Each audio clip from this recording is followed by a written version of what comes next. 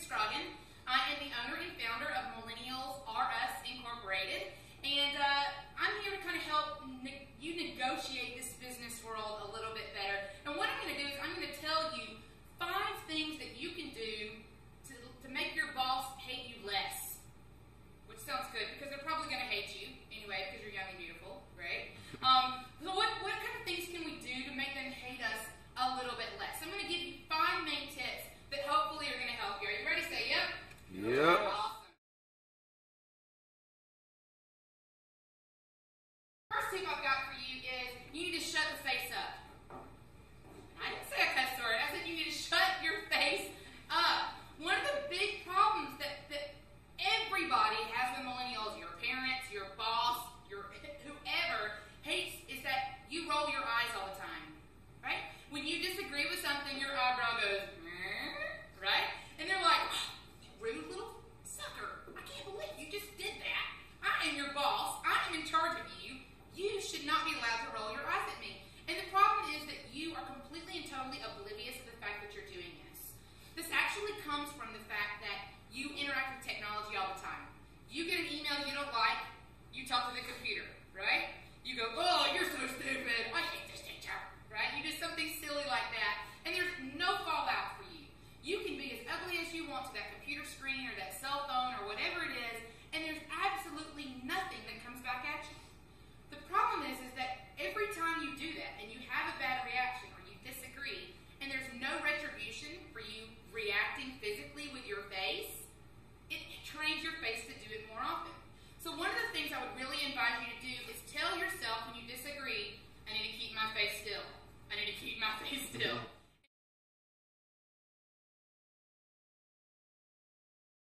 The thing that I would encourage you to do is get a watch. There is a lot of really strange problems people have with you and cell phones. Major problems. I recently conducted a survey, and over 90% of the people, I have over 100 answers right now, over 90% of the people that have been surveyed that were born before 1982 have said that it bothers them when you get out your cell phone during meetings. It bothers them. Not just your parents and you're like, oh, whatever. It bothers them, wherever you are, that you get your cell phone out. Now, most of you don't wear watches, do you?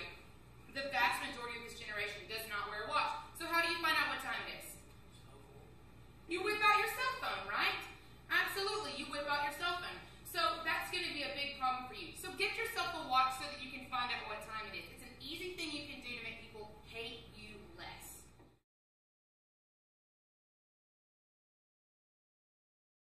Next thing I would encourage you to do is enjoy where you are now. This is one of the big complaints that baby boomers and Generation Xers have with the millennial generation, is that you treat the job that you're in now as if it's only a stepping stone, right? I'm only going to do what I have to do so that I can get to the next place that I want to go. You've got to remember, this is their dream job. For some of these people, this is the company they built. This is the place they always wanted to work. And for you to come in and act like this is nothing more than a stepping stone for you makes you seem disrespectful. Can you understand how that would be? If you had somebody come in and act like I'm only going to give the minimum today because I'm going to get paid whether I work hard or not, it would really bother you if that was your company. So you need to treat every single job that you've got as an opportunity to do your best, to learn every single day. Stop looking so far ahead and start thinking about what do I need to be learning from these people now, and don't treat it like it's just a stepping stone to get where you need to go.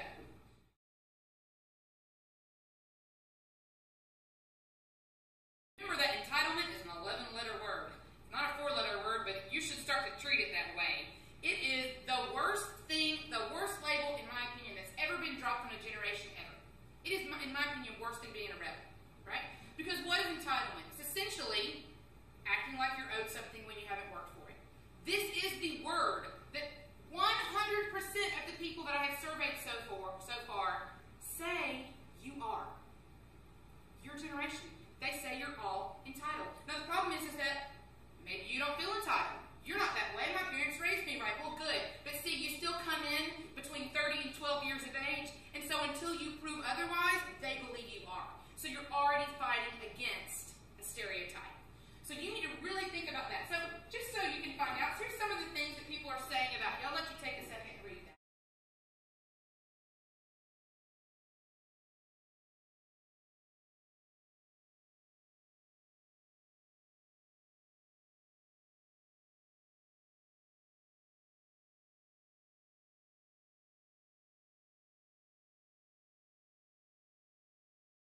Doesn't look good for your job, huh?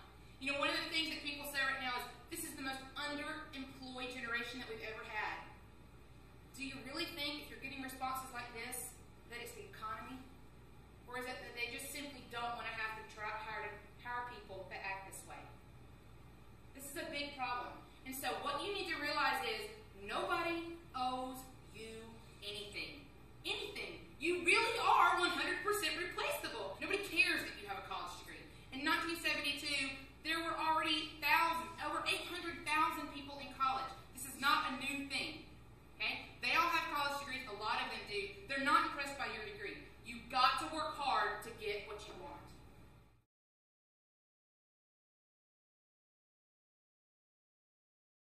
And the last thing I tell you is this. You need to give more, expect less. Give more, expect less. Say it for me. I got to hear you say it. Give more, expect less. Expect less. Absolutely.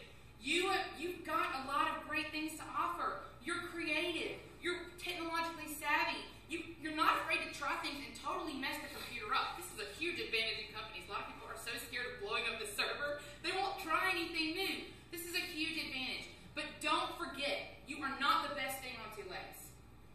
You're not the best thing on two legs. There are a lot of people that have a lot of talents. You're not the only talented person who is out there. And so, if you're going to really get ahead, whenever people say, who wants to do this? You need to be me. Right? Who needs to, we've got a project, somebody's going to have to stay late, you need to be me.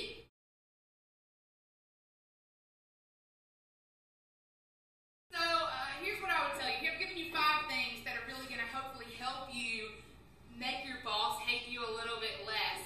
You need to do things like shut your face up, right? You need to get a watch.